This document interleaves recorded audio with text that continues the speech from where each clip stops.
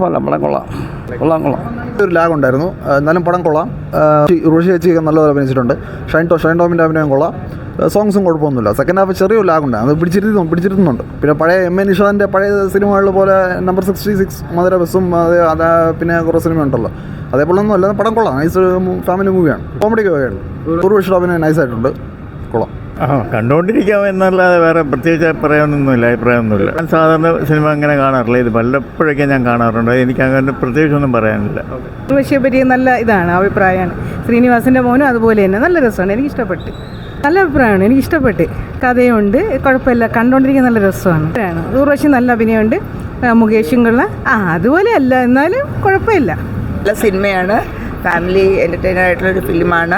ബന്ധങ്ങൾക്ക് ഒരുപാട് വില കൊടുക്കുന്ന, അടുത്ത കാലത്ത് വന്ന സിനിമകളിൽ വളരെ മികച്ചു നിൽക്കുന്നൊരു സിനിമയാണ്.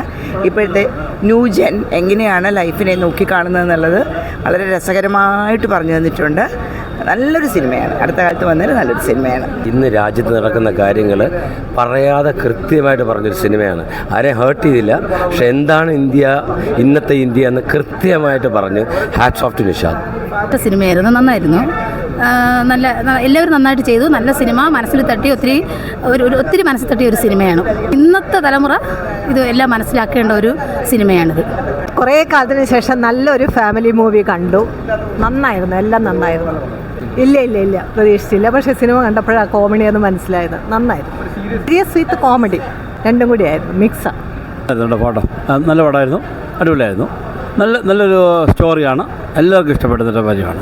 ഓക്കെ, എന്തായാലും ഇന്ന് കുറച്ച് ആളുള്ളൂ, നാളെ കുറേ ആളുകളുണ്ടാവും കേട്ടോ. Thank you very much.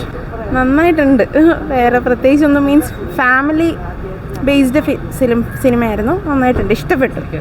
പ്രത്യേകിച്ചൊന്നും പറയാനില്ല ചേട്ടാ. രാഷ്ട്രീയമായിട്ടൊന്നും പറയാനില്ല, മീൻസ് കൊള്ളാം. മീൻസ് അവർ പറഞ്ഞ കണക്ക് അവിടുത്തെ ലോയും ഇവിടുത്തെ ലോയും നല്ല ഡിഫറൻസ് ഉണ്ടല്ലോ. മീൻസ് ഇത് ഇവിടെ കുറച്ചും കൂടിയൊക്കെ ബെറ്റർ ആക്കാം. ഇത് കണ്ടിട്ടെങ്കിലും അവർക്ക് അങ്ങനെ തോന്നട്ടെ. നല്ല സൂപ്പറായിരുന്നു, കാണാനും എല്ലാത്തിനും നല്ല സിനിമയായിരുന്നു, ഇഷ്ടപ്പെട്ടു. വേറെ ഒരു കുഴപ്പമില്ല. ഉർവശിയുടെ അഭിനയവും ഉർവശിയുടെ കൂടെ അഭിനയിക്കണ മോനും എല്ലാം നല്ല സൂപ്പറായിരുന്നു.